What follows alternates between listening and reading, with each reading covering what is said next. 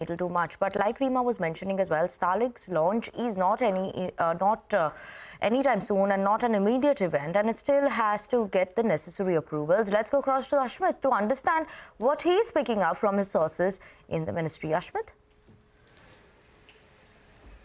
Well, just as Reema was pointing out, it's important to point out that both Jio as well as Airtel have been careful to flag that Starlink will be required to source the necessary approvals. And when we speak of approvals, there are three key aspects to watch for. Number one is that the DoT will, of course, have to grant the license. We've spoken to senior officials within the ministry, previously to the Telecom minister as well. What they've clarified time and time again is that there are security concerns that need to be satisfied, that the government is open to the idea of licensing Starlink to come here to India.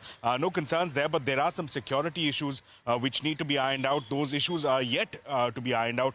Once they are cleared, Starlink will be a go as far as a license from the DoT is concerned. But that's just one part of the story. The other part is the space regulator. They will also need to get, Starlink will also need to get authorization from the space regulator. In space, there again, there are a few concerns that have been flagged by the space regulator in terms of the monitoring mechanisms, in terms of the areas that will be covered. Those are aspects that we believe there are advanced talks in between the two sides, Starlink as well as the space regulator, and that is the second piece of authorization that Starlink will require. But once the authorizations are through, there's still another key component, and which is the TRAI, which is the question of spectrum. Now, DoT, ever since the Telecom Act came in 2024, has been consistent. The government has been consistent that there can only be allocation of spectrum for satellite use. The government's position is, look, it's shared spectrum and therefore it can only be allocated, but at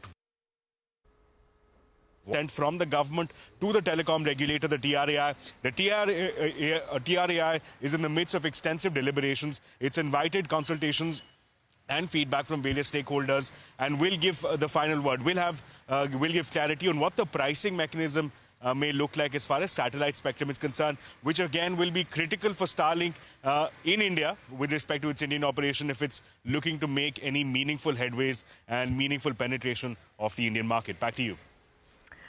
Okay, Ashmit, thank you so much for that. So that's all the update that we have coming in on Starlink this afternoon. But